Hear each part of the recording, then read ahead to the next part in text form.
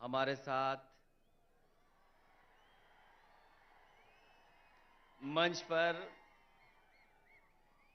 आपके सबसे प्रिय नेता और यहाँ के मुख्यमंत्री आदरणीय के चंद्रशेखर राव जी,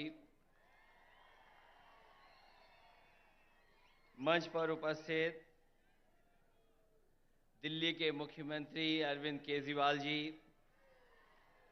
पंजाब के मुख्यमंत्री श्री भगवत मान जी, सीपीआई के जनरल सेक्रेटरी आदरणीय डी राजा जी और मंच पर उपस्थित सभी बीआरएस पार्टी के सभी वरिष्ठ नेता, यहां पर इस सभा में उपस्थित बीआरएस पार्टी के संगठन के सभी पदाधिकारी, मिनिस्टर्स, सांसद, विधायक, सभी नेता और बड़ी संख्या में, जहां तक मैं देख सकता हूं मुझे लोग ही लोग दिखाई दे रहे हैं, सर दिखाई दे रहे हैं। मैं अगर बाईं तरफ देखता हूं, मुझे लोग ही लोग दिखाई दे रहे हैं, सर दिख रहे हैं। दाईं तरफ देखता हूं तो सर दिखाई दे रहे हैं। और मैं जब सामने देखता हूं, जहां तक देख सकता हूं वहां तक मुझे लोग दिखाई दे रहे हैं। मैं इस ऐतिहासिक धरती पर, खम्मम की ऐतिहासिक धरती पर, मैं आदरणीय केसीआर साहब का बहुत बहुत धन्यवाद और आभार प्रकट करता हूं कि यहां पर इतनी बड़ी संख्या में आपने बुला करके पूरे देश को एक संदेश देने का काम किया है। आज सुबह से लगातार हम लोग काम देख रहे हैं। मैं सामने जहां पर बिल्डिंग में हम लोग बैठे थे, ये इंटीग्रेटेड जो ऑफिस बनी है, कॉम्प्लेक्स बना है, एक ये उदाहरण है सरकारों के लिए कि एक जगह कैसे अधिकारी बैठ सकते हैं और जनता को तकलीफ और परेशानी नहीं होगी, एक ही जगह पर समस्या का समाधान हो जाएगा। ये खम्मम वो धरती है जिसने हमेशा इतिहास बनाने का काम किया है। यहां के लोगों ने बड़ी से बड़ी हुकूमत रही होंगी, ताकतें रही होंगी, उनके खिलाफ अपनी आवाज उठाने का काम किया है। यहां के किसान, यहां के नौजवान, अगर किसान कभी इकट्ठे हुए हैं और अपनी आवाज को बुलंद करना पड़ा होगा, तो यहां के किसान इकट्ठे होकर के अपनी आवाज बुलंद कर करके उस समय की हुकूमत को हिला के रख दिया। मुझे उम्मीद है कि आने वाले समय में जो हालात हैं देश के, जिन परिस्थितियों से हम लोग गुजर रहे हैं, जहां भारत सरकार और खासकर भारतीय जनता पार्टी, जिसकी सरकार दिल्ली में है, एक एक सरकारें जो चुनी हुई उनको परेशान कर रही है। चाहे वो आपकी सरकार हो और चाहे आपके बीआरएस की पार्टी की सरकार हो, जो सहयोग और जो मदद और जो लोकतंत्र में सम्मान मिलना चाहिए वो सरकार सम्मान नहीं दे पा रही है। समय समय पर रुकावट कैसे पैदा हो, नेताओं को कैसे परेशान किया जाए, उनके खिलाफ क्या साजिश की जाए, उनके विपक्ष के लोग जो उनके सामने खड़े होकर के सवाल पूछते हैं, उनको किस षड्यंत्र से उनको दबाया जाए, उनकी छवि कैसे खराब की जाए, ये भारतीय जनता पार्टी की सोची समझी थी रणनीति के तहत काम कर रहे हैं।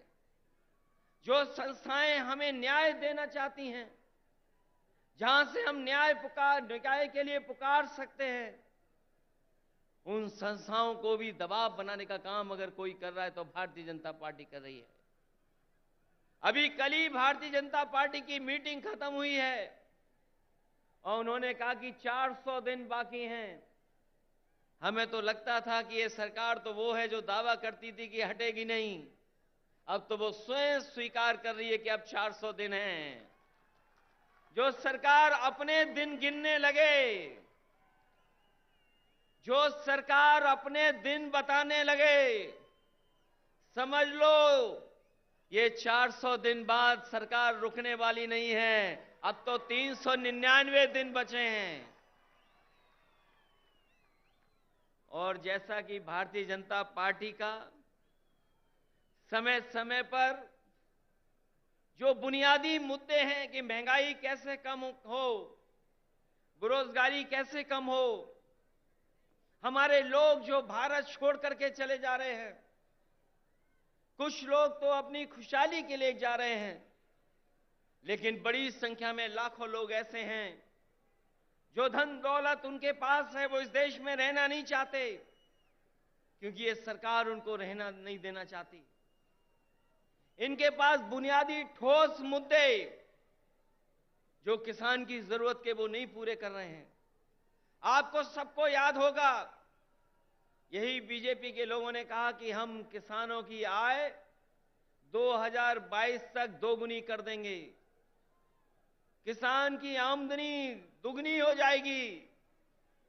हालांकि 2023 शुरू हो गया है, लेकिन मुझे तो ये लगता है किसान की तकलीफ और परेशानी को देख करके इन भारतीय जनता पार्टी के लोगों का 2022 अभी खत्म नहीं होगा। इनका 22 खत्म नहीं होगा, 23 आ गया, 24 आ जाएगा, लेकिन भारतीय जनता पार्टी ने जो वादा किया था कि 22 तक हम किसानों की आय दोगुनी कर देंगे, वो अभी दोगुनी नहीं हुई है। हमारा किसान तकलीफ और परेशानी में है, उसको वादा तो कर रहे हैं, लेकिन जो बुनियादी उसे मदद मिलनी चाहिए वो मदद नहीं मिल पा रही है। ये हमारा जो नौजवान दिखाई दे रहा है, ये नौकरी और रोजगार की तलाश में अपना भविष्य चौपट कर रहा है। ये सरकार कोई ठोस कदम नहीं उठा पा रही। आपका प्रदेश में तो सरकार है जहां मुख्यमंत्री काम कर रहे हैं, लेकिन हम तो अपने प्रदेश में देखते हैं जहां पर बड़े पैमाने पर बेरोजगारी है। जैसे ही चुनाव आ गया है, इन्होंने तय कर लिया है कि जगह जगह इन्वेस्टमेंट मीट करेंगे और इन्वेस्टमेंट मीट के बहाने लोगों को धोखा देंगे। ये प्रचार के माध्यम से धोखा देना चाहते हैं। वैसे तो समय समय पर देश के लोग और देश के जो नेता होते हैं वो G20 की अध्यक्षता कर रहे हैं, लेकिन इस बार इन्हें मौका मिला है अध्यक्षता करने का। मुझे लगता है कि केवल चुनाव के लिए ही प्रचार करेंगे, उसमें कोई ठोस कदम नहीं उठाएंगे। इसलिए आज जब हम इतनी बड़ी संख्या में लोगों के सामने इकट्ठे हुए हैं, जहां मुझे लोग ही लोग दिखाई दे रहे हैं, उनके सामने मैं कह सकता हूं कि अगर तेलंगाना में सफाया हो रहा है बीजेपी का, तो उत्तर प्रदेश भी पीछे नहीं रहेगा। आप अपने प्रदेश से हटाइए, यूपी से हम लोग मिलकर के उनको हटाने का काम करेंगे। हम यूपी वाले यही जानते हैं कि जिन्हें प्रधानमंत्री बनना है वो उत्तर प्रदेश जरूर आते हैं। इसीलिए आपने देखा होगा गुजरात से उत्तर प्रदेश आए। अगर गुजरात से प्रधानमंत्री बन सकते होते तो शायद गुजरात वो नहीं छोड़ते, लेकिन उत्तर प्रदेश के साथ जो धोखा हुआ है उसकी आप कल्पना नहीं कर सकते हैं। मां गंगा हमारी पूजा का, हमारी आस्था का, हमारी संस्कृति की स्थान है। एक पानी का जहाज चला करके, विलासिता का जहाज चला करके न जाने क्या सपने दिखा रही है सरकार।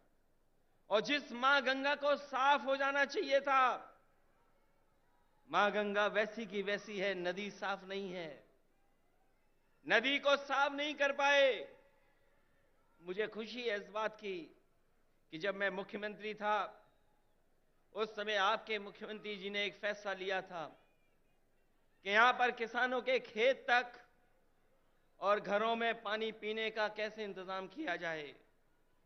वो जो इंटीग्रेटेड इरिगेशन सिस्टम का आपने शुरुआत की, मैं आपको बधाई देता हूं और जनता को भी बधाई देता हूं, उनका धन्यवाद देता हूं कि आपके प्रदेश से शुरू हुई योजना, जहां पर खेत को पानी, घर में पानी का इंतजाम किया, वही तो भारत सरकार नकल कर रही है। जो आज भारत सरकार नकल कर रही है वो कहीं ना कहीं आपकी देन है। जिस सरकार ने एक उदाहरण पेश किया हो, और न केवल इरिगेशन में और भी क्षेत्रों में, मैं ऐसे सरकार के लोगों को बधाई देता हूं और खासकर मुख्यमंत्री जी को बधाई देता हूं।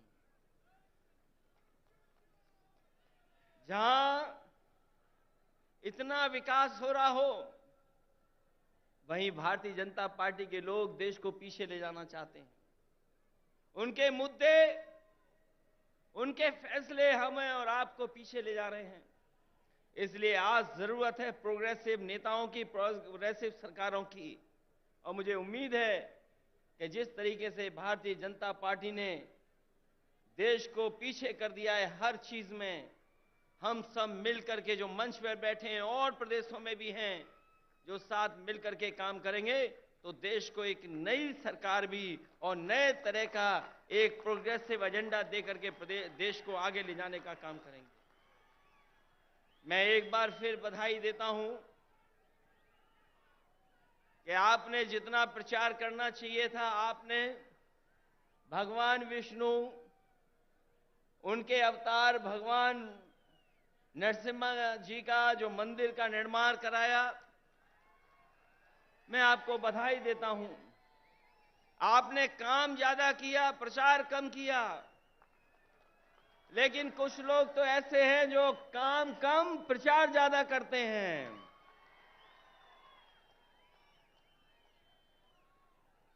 इसलिए जब अभी हम लोगों ने त्योहार भी मनाया है, हमारे यहां मकर संक्रांति का त्योहार तब मनाया जाता है जब सूर्य उत्तरायण हो जाता है। अगर हम मकर संक्रांति मनाते हैं तो देश में अलग अलग जगह अलग अलग त्योहार मनाते हैं। अगर सूर्य उत्तरायण हुआ है तो राजनीति दक्षिणायन चली गई है, और उत्तरायण से अगर कोई चीज शुरू हुई है और अगर दक्षिणायन राजनीति शुरू कर रहा है, तो मुझे उम्मीद है कि आने वाले समय में बदलाव देश में आएगा और देश में एक नई सरकार होगी। ये भारतीय जनता पार्टी के लोग नहीं रहेंगे, क्योंकि इनके पास भ्रम और जाल फैलाने के अलावा कोई रास्ता नहीं है। ये समय समय पर भ्रम फैलाते हैं, समय समय पर जाल फेंकते हैं। ये भारतीय जनता पार्टी भ्रम जाल पार्टी है, इससे सावधान रहना। हम लोग तो सावधान कर ही रहे हैं, लेकिन आप लोग भी सावधान करना, जिससे देश में एक नया परिवर्तन आए। मैं इन्हीं शब्दों के साथ आप सबका बहुत बहुत स्वागत करता हूं, बधाई देता हूं। इस ऐतिहासिक धरती पर जो ऐतिहासिक जनसभा हुई है, उसके लिए बहुत बहुत बधाई। और यहां पर जितने भी दूसरे दलों के नेता हैं, मैं उन सब का स्वागत करता हूं। और एक बार फिर आपके मुख्यमंत्री केसीआर राव साहब का बहुत बहुत स्वागत और बहुत बहुत धन्यवाद और बहुत बहुत बधाई। हम सबको यहां पर इकट्ठा करने के लिए और लाने के लिए बहुत बहुत धन्यवाद आपका। సోదరులారా, మనకు కొద్దిగా ఓపిక అవసరము. అతిథులను పిలుచుకున్నాం కాబట్టి కొద్దిసేపట్లో నేను మాట్లాడతా. ఇప్పుడు గౌరవనీయులు కమ్యూనిస్ట్ పార్టీ ఆఫ్ ఇండియా ఎవరైతే తెలంగాణ రాష్ట్ర